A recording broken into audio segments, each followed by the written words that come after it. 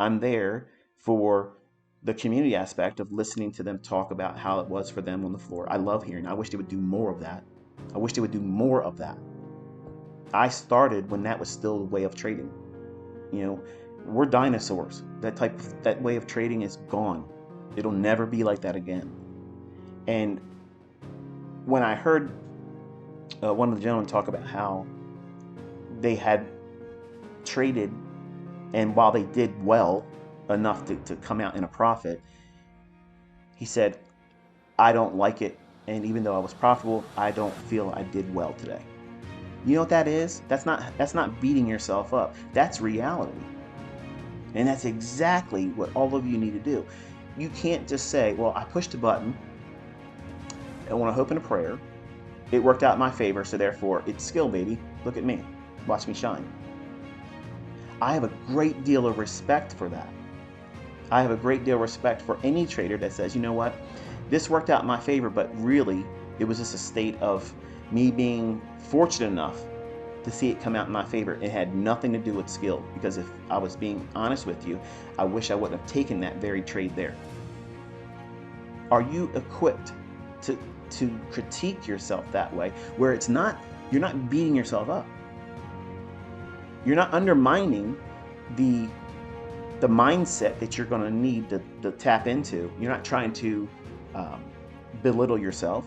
You're not trying to shame yourself, but you're holding yourself to accountability. And that's a very, very hard line to walk as a human being, let alone placing it on the measurement of making money or losing and equating that to failure or successfulness. And you can't do that in trading, because you can be successful and still just taking very small losses, or getting into a trade and saying, oh, well, I thought I saw something here, but it really isn't there.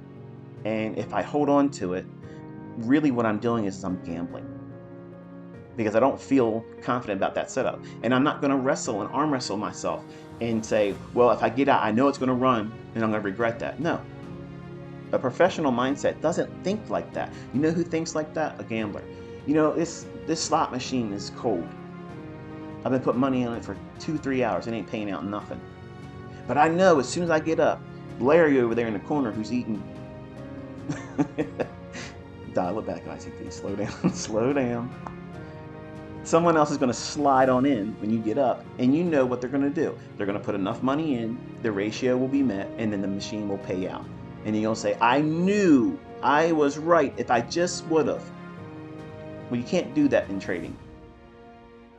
You can't have a slot machine mentality, because if you're gaining the experience, learning how to navigate these markets, knowing what you're looking for, if that's not there for your trade, everything's not saying this is really what you should be in right now. You're all things are a go for this trade to be profitable. If those things are not, in fact, what's going on for your trade, then you need to kill it, or at the very minimum, take half the trade off and let experience guide you in the rest of it. But